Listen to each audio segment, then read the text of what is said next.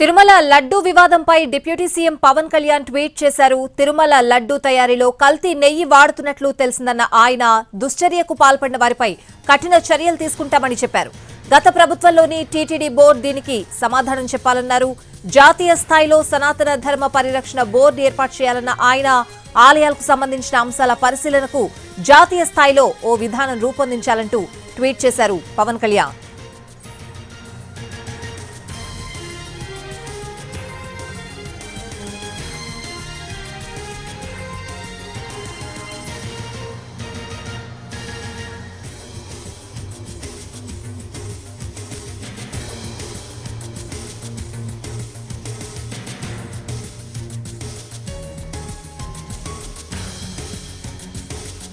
తిరుమల లడ్డూ వివాదంపై deputy CM Pawan Kalyan స్పందించారు. తిరుమల లడ్డూ వివాదంపై ఆయన ట్వీట్ చేశారు. దానికి సంబంధించిన బ్రేకింగ్ అప్డేట్ చూస్తున్నాం.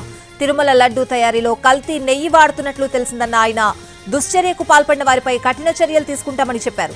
గత ప్రభుత్వంలోని టీటీడీ బోర్డు దీనికి సమాధానం చెప్పాలన్నారు. జాతీయ స్థాయిలో సనాతన ధర్మ పరిరక్షణ బోర్డు ఏర్పాటు చేయాలన్న ఆయన ఆలయాలకు సంబంధించిన అంశాల పరిశీలనకు జాతీయ స్థాయిలో ఓ విధానం రూపొందించాలంటూ ట్వీట్ చేశారు పవన్ కళ్యాణ్.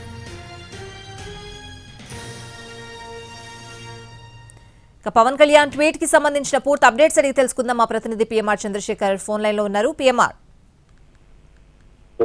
తిరుమల లడ్డు తయారీలో కల్తీ నెయ్యి వాడుతున్నారన్న అంశం పెద్ద ఎత్తున చర్చనీయాంశమైంది. సో ఈ నేపథ్యంలో ఇది ఒకవైపు భక్తుల మనోభావాలకు సంబంధించిన వ్యవహారంగా మారింది. ఇంకోవైపు ఇది రాజకీయపరమైన విమర్శలకు పెద్ద ఎత్తున దారి చేస్తున్న పరిస్థితి కనిపిస్తున్న నేపథ్యంలో ఇప్పటికే అటు తెలుగుదేశం పార్టీ మీద వైసీపీ మీద టీడీపీ విమర్శలు చేసుకుంటున్న ఈ సందర్భంలో ఈ అంశానికి సంబంధించి పవన్ కళ్యాణ్ తొలిసారిగా స్పందించారు.